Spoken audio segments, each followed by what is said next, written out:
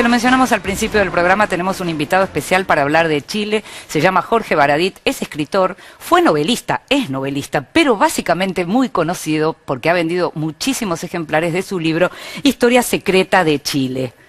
¿Te llaman el Felipe Piña de Chile, Jorge? No, yo te decía, Felipe Piña, el Baradit de Argentina, sí, pero un poco, es la misma relación, ¿eh? Divulgación, democratización de la historia, yo creo que estamos en el mismo trabajo. Esta idea de contar un poquito aquello que menos se conoce, ir a lo lateral para entender tal vez la foto completa. Sí, yo también diría que romper un poco con ese constante de la historia como un reflejo de lo que ocurre con las élites, ¿no? Nosotros decimos que en Chile pareciera que 20 militares con charreteras y 20 presidentes son toda la historia de este país y tenemos 8.000 calles Prat, 5.000 calles O'Higgins, como acá deben haber 48.000 Belgrano y hasta la náusea, ¿no? Entonces un poco se trata de romper esa idea e incluir a otros grupos sociales que también construyeron la historia, los ciudadanos mismos, los obreros, los profesores, los gays, las mujeres, ¿no? Que están muy desaparecidas de la historia también. Ahora, vos decís eso, sin embargo, en Chile se ve algo que se ve en Latinoamérica en general, no es el caso de Argentina, pero en donde sí las clases más aristocráticas son las clases que en general manejan la política. Mencionabas elite, esta semana murió Agustín Edwards, sí, claro, el dueño del Mercurio, quien efectivamente tuvo mucho que ver con la historia del siglo XX en Chile. Mira, no solo del siglo XX, también del siglo XIX, la familia Edwards influyó mira, en la independencia de Chile hubo ya personajes con apellidos que seguimos viendo hoy día en la política y en el poder chileno. Agustín Edwards va y le sopla en el oído al presidente para que nos metamos en una guerra contra Perú y Bolivia, la guerra del Pacífico, a costa o en función de intereses empresariales de unos pocos. Es decir, mete a todo un país por intereses empresarios de unos pocos. Luego es un Agustín Edwards el que lleva al colapso del gobierno en la revolución de 1891 también en Chile. Hay otros Edwards involucrados en otro tipo de conspiraciones a lo largo del siglo XX y es otro Agustín Edwards que va a hablar con Nixon para buscar que se derroque a Allende antes de que asuma el poder. Es decir, es mentira esto de que Allende lo derrocan porque el gobierno era un desastre, ¿no? Se buscó derrocarlo antes. Es decir, Agustín Edwards, lo puedes ver quizás como, no sé, un vampiro, un tipo que no muere nunca, que avanza a lo largo de la historia de nuestro país, influyendo, claro, por supuesto, desde la élite. Antes de pasar a mis colegas, a las preguntas de mis colegas, hay un capítulo en el libro que estuve leyendo y que tiene que ver con la Internet de Salvador Allende. Sí, mencionaste a Allende, ¿nos puedes contar brevemente qué es esto? Bueno, Chile siempre, hasta hace unos pocos años atrás, se caracterizaba por el golpe en el palo en el último minuto, perder el penal en el minuto 92, no vamos a entrar en detalle de cuándo se rompió eso, ¿no? Pero, y esto es claramente un ejemplo de eso. El año 70, mira, a veces nos cuesta poner en dimensión a los propios chilenos. Yo el año 2000 vi una cosa que se llamó el calendario del milenio, editado en Alemania, ¿no? Con efemérides para cada uno de los días relevantes para la humanidad. Chile aparece solo en dos. 5 de septiembre de 1970, asume el primer gobierno socialista electo democráticamente de la historia. 11 de septiembre de 1973, es derrocado el primer gobierno socialista. Entonces la relevancia de Allende para la historia del siglo XX es fundamental. Claro. En ese contexto, donde lo que se buscaba era revolucionar, ¿no?, la forma de hacer política a través del socialismo vía democrática, también estaban otras formas de las revoluciones. Había un pensamiento muy joven y muy atrevido. Allende trae, a través de sus ministros, a un cibernetista británico que se llama Stafford Beer. Y este tipo llega y desarrolla una red de telecomunicaciones conectada a computadores con el objetivo de crear lo que él llamó en ese momento un gobierno cibernético, conectado a procesadores de datos, una especie de internet más o menos, que llegó a estar en funciones en agosto de 1973, es decir, a días del golpe militar. ¿Qué ocurre?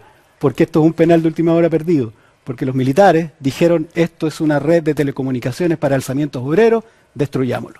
Y Chile se perdió la oportunidad de construir algo que no fue viable en el resto del mundo sino hasta principios de los 90. Claro. Chile pudo haber estado adelantado 20 años en la fabricación de algo que parecía un proyecto de ciencia ficción. Impresionante. Cuando tú ves algo que se llama el Ops Room, unas salas con unas pantallas, parece Star Trek, parece algo de ciencia ficción. Y esta Internet de Allende se sigue estudiando hasta el día de hoy. El año pasado ganó una Fab Lab, un grupo de arquitectos chilenos, lo llevó a la Bienal de Londres y ganó una mención y los tipos estaban asombrados por eso. Impresionante. Tenemos poquito tiempo para algunas preguntas. Sí, claro.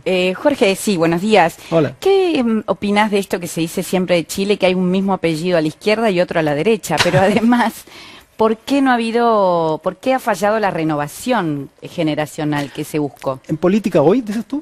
Mira, sí, en el segundo gobierno de Bachelet, sobre todo. Sí, mira, ¿sabes qué pasa? Que es no el es, último por ahora. tenemos que pensar en lo siguiente. La generación de Ricardo Lagos, ¿no?, que se estaba presentando nuevamente, es una generación, por ejemplo, él, que vivió el proceso de los 60. El proceso de los 60 en Latinoamérica, que tenía que ver con reformas agrarias, con una nueva forma de enfrentar la política, revoluciones en libertad, revoluciones socialistas, cuando parecía haberse abierto una tremenda ventana internacional para esto. Vivió el primer gobierno socialista de la historia, vivió su debacle y un golpe militar. Tuvo que vivir el exilio, tuvo que vivir la organización de la resistencia en el extranjero. Él ayudó a reconstruir una democracia, a hacer una transición con una dictadura. Los que venían después de Ricardo Lagos, con suerte habían marchado para pedir un descuento en el pasaje escolar. Entonces fue una generación que vivió un momento histórico en Latinoamérica muy potente. Ellos tenían un cuerpo de experiencia, pero sin contrapeso. Entonces, claro, ¿qué pasó? Estas otras generaciones se quedaron en mandos intermedios y hoy día, cuando la política está completamente desprestigiada en Chile, absolutamente, o sea, ya está, no puede estar peor, todo ese grupo de intermedios está involucrado en estos desastres y la gente está apostando por gente de fuera de la política o completamente, no sé, de los estratos más jóvenes, ¿no? Hablaste de las 2 fechas de septiembre por Allende. ¿Y la detención de Pinochet en Londres no marca también un hito? Sí, marca un hito, pero lo que nos hace ver a los chilenos es en qué había consistido esta transición, ¿no? Y esta transición había consistido nada más y nada menos que en una tranza, ¿no?, como decimos allá, no sé si acá, en una transacción. Es decir, nosotros entregamos el poder, pero déjennos tranquilos. Al punto que las mismas personas que habían sido perseguidas, las mismas personas que tenían familiares muertos, se vieron en la necesidad de defender a un dictador criminal por la detención en Londres. Mira, yo creo que la forma para dummies, ¿no?, para Sí. bien sencillo, que se puede explicar lo que está pasando en Chile hoy, es más o menos así, y tiene que ver con la transición. Vivimos una dictadura donde los derechos civiles, las libertades y la vida de la gente estaban en un sótano oscuro, húmedo.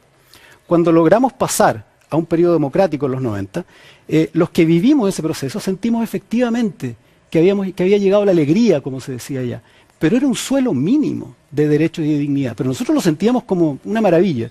Tuvo que venir una generación nueva para decir, ustedes son unos pobres transadores chupafusiles, como decimos allá, porque están aceptando esta situación. Y ellos son los que encabezaron los movimientos sociales del 2011 y los que están exigiendo y poniendo en crisis el momento político chileno y sobre todo en este año electoral, ¿no? Esta nueva visión de que eso que teníamos era en realidad un piso mínimo vergonzoso.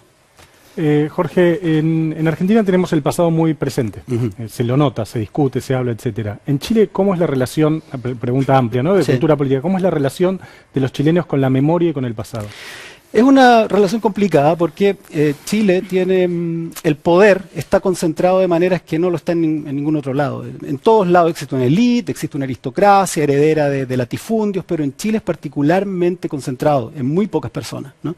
Estamos hablando de las mismas familias hace 200 años, estamos hablando de los mismos territorios que son dueños de todos los medios de producción, que son los dueños de la salud, de la educación y de la previsión. Estamos hablando que son los dueños de los medios de producción, estamos hablando que son dueños de todos los medios de comunicación. No se salva ninguno, no existe alternativa en Chile. Entonces esta concentración de poder produce un estado feudal, ¿no? Un estado feudal que es muy difícil de enfrentar. Y dentro de esas instituciones que están manejadas, hay una tranza que hacer con la historia también, ¿no? Hay una pelea hoy día por la memoria grande. Cuando tú miras hacia atrás, desaparecen de la historia de Chile. Ahora, hay que hacer un alcance. Estamos hablando de cómo enseña la historia el Estado a las escuelas. Los historiadores son otra cosa, ¿no? Pero el Estado es el que distribuye el relato oficial. Y ese relato oficial es asqueroso. Es un cuento de hadas donde no solo nuestros próceres son unos kryptonianos impolutos de 1,80 m, acá también les pasa, ¿no? Esto, que andan en caballos blancos y son maravillosos, sino que ha desaparecido de nuestra historia todo lo atroz que ha hecho el propio Estado. Masacres de obreros cada 10 años, miles de trabajadores muertos, gente perseguida, genocidios de indígenas por todos lados. Todo eso está obviado, tergiversado, ocultado en nuestra historia. Yo creo que tiene que ver con el fenómeno de Historia Secreta de Chile, tiene que ver con este empoderamiento ciudadano que se ha estado viendo desde el Occupy Wall Street, de lo que pasó en la Puerta del Sol y en Chile también, y la necesidad que tiene la gente común, como yo, de encontrar su propio lugar en la historia y su propio relato, ¿no? Que no existía. Jorge, y complementando un poco lo que estás explicando, cuando haces esta práctica tuya de desafiar esa historia y leo, no leí tu obra, pero sí algunas reseñas, te metes hasta con O'Higgins. ¿Cuál es la reacción de la sociedad? ¿Tenemos sociedades tan conservadoras que no permiten que le toquen a los héroes? No, por supuesto, imagínate, en Chile, a ver, para contarte más o menos a qué nivel está tergiversado esto en nuestro país. Tú sabes perfectamente lo que pasó con el ejército de los Andes, con San Martín, con Cuyo, con Pueyrredón y todo eso, ¿no? Bueno, en Chile se enseña que Bernardo O'Higgins cruza la cordillera de los Andes, pide ayuda acá en Cuyo y vuelve con un ejército que nos hacen sentir que es mayoritariamente chileno, encabezado por él, y gana Chacabuco, gana Maipú y libera nuestro país. Ustedes se matan de la risa porque saben que eso es perfectamente falso, ¿no? Hay una reivindicación que a través de estos libros hice de la figura de San Martín, diciendo que esa avenida que cruza Santiago, que se llama Alameda del Libertador Bernardo O'Higgins, debería llamarse Alameda del Libertador José de San Martín, recibía hasta amenazas de muerte, ¿no? Amenazas de muerte, wow. Muchísimas gracias, Jorge, por estar con nosotros. ¿Te puedo decir algo? Sí. A las 4 de la tarde... Hoy en la Feria sala, del Libro. Hoy en la Feria del Libro, en la sala Bioy Casares. Se presenta este libro. Lo presentamos con Hernán Brienza y yo sé que alguien podría decir qué interés puede tener un argentino en la historia secreta de Chile. La verdad es que están bastante más imbricadas de lo que pensamos. Muchísimas gracias, Jorge, de nuevo. Encantado, que estén bien. Nos estamos yendo a una nueva pausa. Quédese ahí hasta las 2 de la tarde.